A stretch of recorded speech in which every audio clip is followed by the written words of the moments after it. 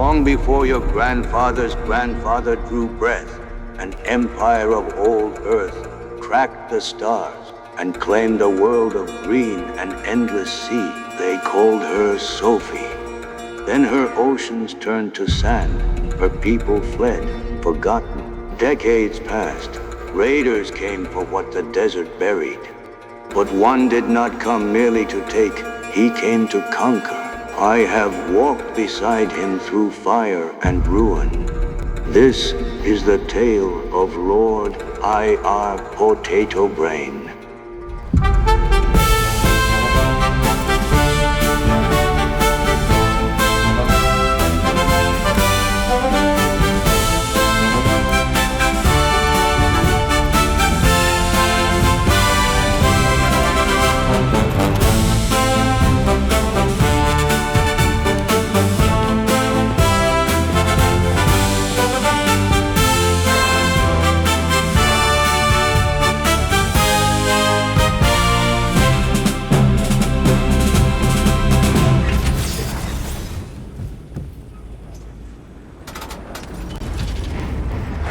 Before I continue this tale, my master bids me to ask one thing of you listeners. Mark this channel as your own, that you may return for every raid yet to come. Strike the bell, that word may reach you when the sands stir again. This is how legends are remembered. What became of Sophie, you ask? Even I do not know the whole of it, and neither, I think, does anyone still living. The oceans did not simply dry. They fled, as if something beneath the waves had frightened them away. Some speak of plague. Some speak of the deep itself turning against her. The Empire's scholars searched for answers and found only silence. All that remains certain is this. Whatever took Sophie's seas left her people and her secrets buried in sand.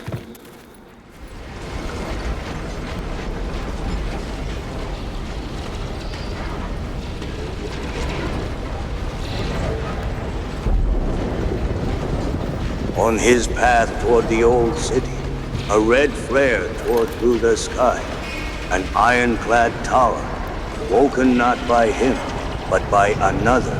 Someone else had already reached those ruins. My master did not charge in blind, as lesser scavengers might. He raised his glass to his eye, watching, patient, marking the stranger's movements from afar. And while he watched, he did not waste the hour idle, looting what lay near, hands busy even as his gaze stayed fixed upon the distant Tramper, waiting to learn, friend or prey. Soon after, he came upon the bones of an old military vessel, half swallowed by sand, and within her hold, a single treasure still intact, a 40mm autocannon, silent for decades, waiting for a hand willing to wake it. My master's own Tramper, his own weapons, had been stolen from him at the very gates of extraction, torn away by one he thought no threat at all.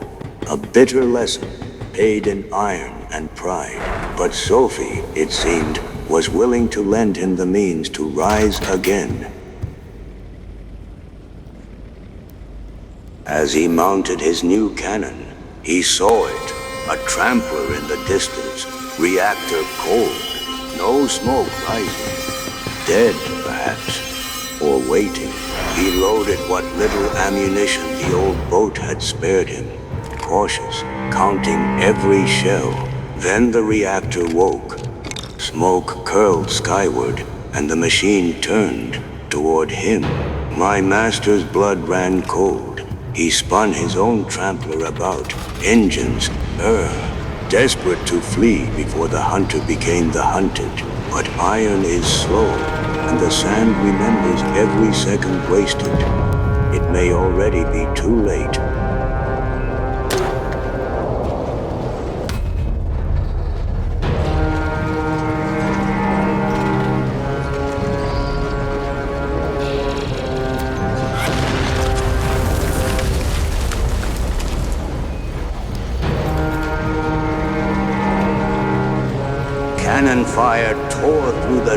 cannons behind him. Some shot screaming wide, others struck true, screaming off his hull like the wail of tortured iron. My master answered as best a cornered man could, firing back even as his trampler fled. But a machine in flight is no steady platform. His hull lurched and swayed with every stride, his aim scattering wide across the sand. Shot after shot missed its mark, swallowed by dust. Still he fired, and still he ran. For standing still meant certain death. One shot found its mark, and the hunter flinched, turning aside, unwilling to eat more fire than pride allowed. My master seized the moment to breathe, but the desert offered no mercy of its own. Ahead, the bones of an ancient coral reef rose from the sand like broken teeth. A trampler might survive such a strike. Iron does not shatter so easily, but it would cripple him, slow him to a crawl. And a crawling man does not outrun a hunter. He wrenched his machine aside, narrowly spared, but the enemy still gives chase.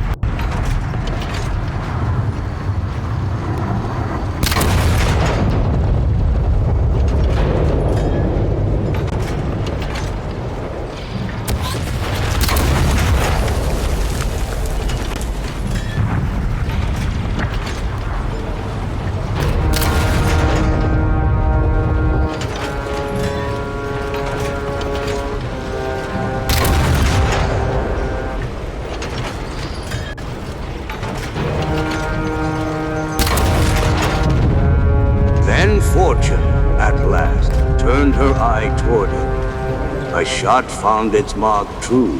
The hunter's leg buckled, iron screaming, its stride crippled to a limp.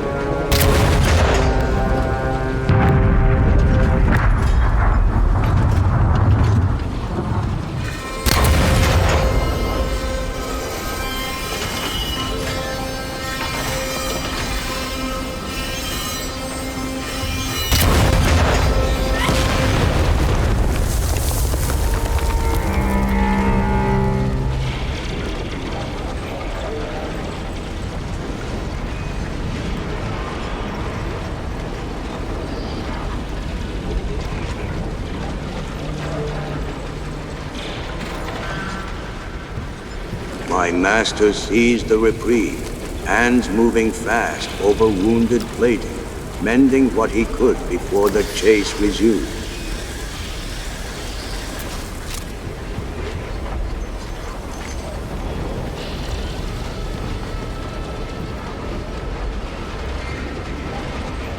But the sand does not forgive stolen moments. Ahead loomed an Ironclad's tower, crimson eye yet unwoken, for now. Should it stir, he would face raider and machine both, hunted from two directions at once, with nowhere left to run.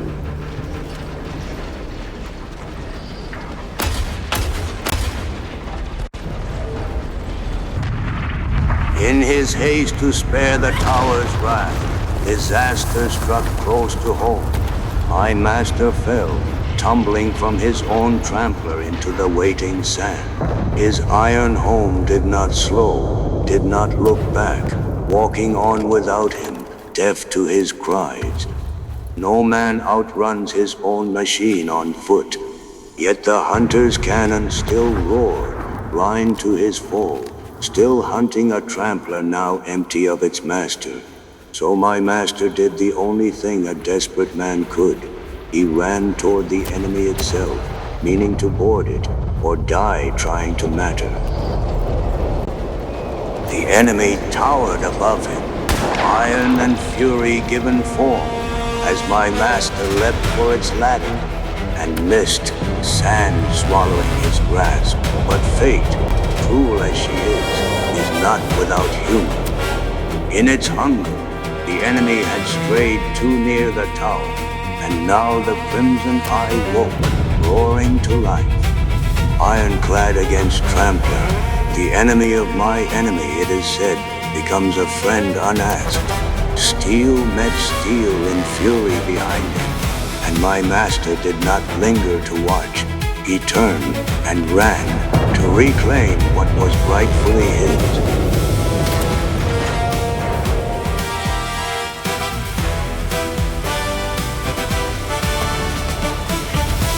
The reactor roared awake beneath his hand, and his home sprang back to life, iron limbs answering his will once more.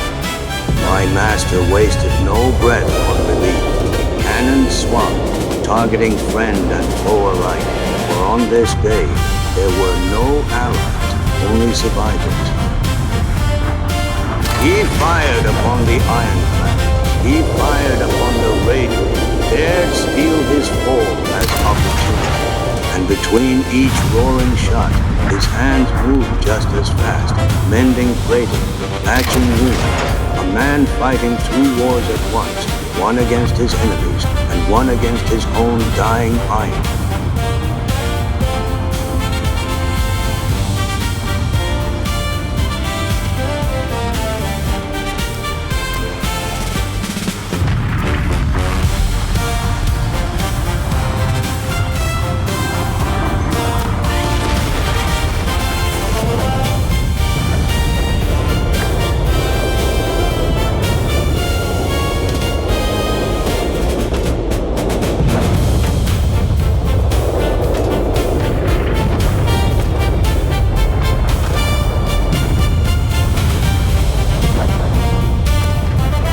But fate was not finished testing him. Another crimson eye woke on the far horizon, and in that instant of distraction, my master fell once more, his own iron betraying him twice in the same cursed day. He clawed after it, desperate, but iron does not slow for a fallen man. There was no catching it, no boarding it. All he could do was watch it walk on, trusting that, without his hand to guide it, his home would falter, and its reactor fall silent once more, waiting for him to return. He reached it at last, hands trembling, threw himself back into its heart. Repairs came fast and desperate now. Every second wasted was a second closer to losing her for good. Between mending plates, he fired upon the Ironclad, hunting him, begging his beloved beast of iron to hold together just a little longer. Nearby, the Raider fought his own war, locked still with the other Ironclad, iron against iron, neither sparing a glance for the man fighting to save the only home he had left.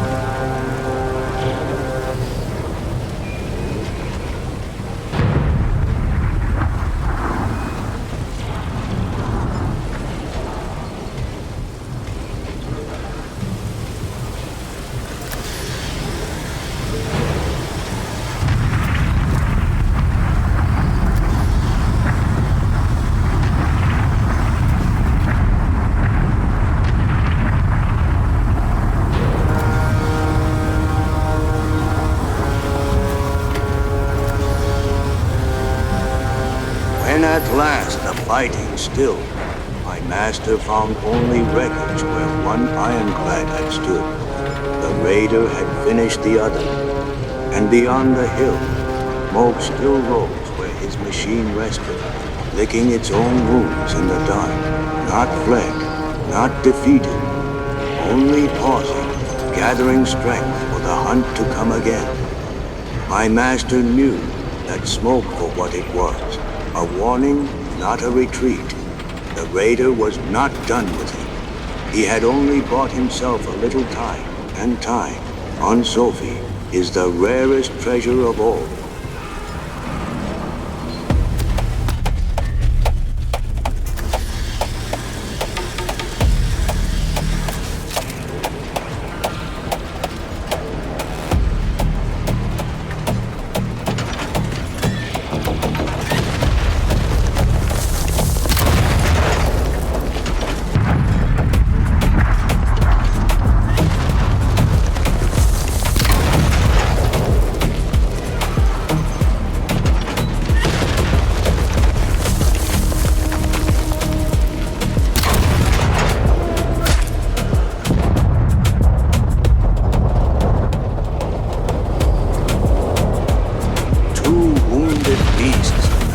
Stood between them, iron scarred, reactors straining. My master, weary from a day of battle without pause, felt his focus slipping. Hands that once moved sharp, now trembled with exhaustion he could no longer outrun. Only 3 days he had walked this cursed sand, and already it had taken so much from him. He searched his mind for one last plan, one final trick to end this war, and found only silence. For the first time since he arrived, my master did not know what to do.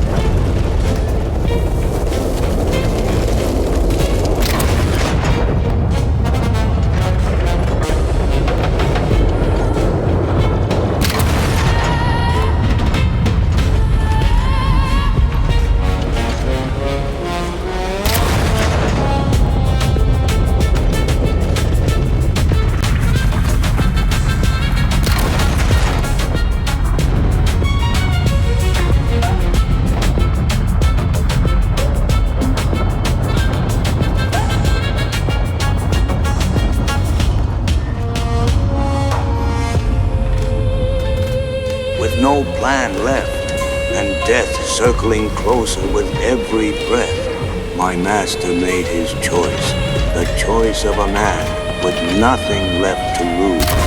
He threw his machine into reverse, closing the gap instead of fleeing. The reactor bared to the enemy's guns. A gambler's move, born of exhaustion, not courage. But the raider's own heart lay just as unguarded, hungry for the same reckless closeness. 2 exposed reactors, 2 desperate men, only iron and fire and fate would decide who fell first.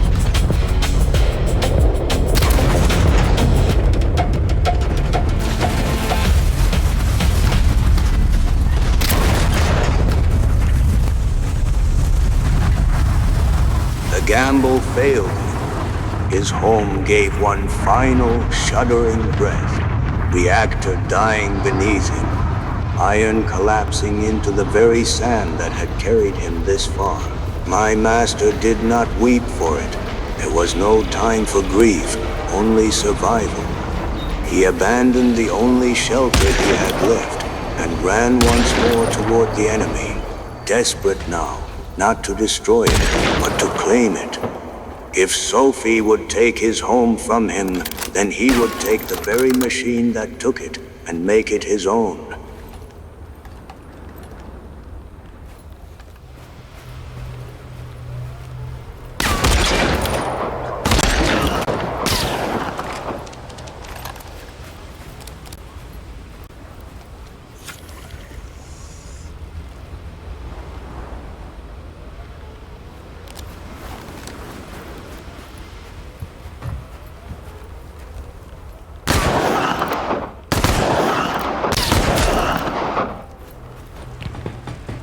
He raised his pistol and put a bullet through the raider himself, silencing the man who had claimed his home. Only then did my master climb aboard the enemy's own Tramper, and there found bitter truth. The captain's cabin lay in ruins, its heart broken beyond repair, and he, still young to these ways, did not know that iron could be mended, that a machine's soul could be reclaimed by patient hands. So he tore free the cannons that had claimed his home's life when the raider rose again aboard his own iron and put my master to sleep, lost to the sand. Yet death on Sophie is never the final word. Not long after my master returned, a new home built from iron and stubborn will, descending once more into the sand that had claimed him. He found an old ruin, forgotten and waiting, and tore its secrets free without hesitation. For this is the truth of my master, the truth Sophie herself would come to learn. He does not stay foreign. Failure is not his ending. Failure is only ever his teacher.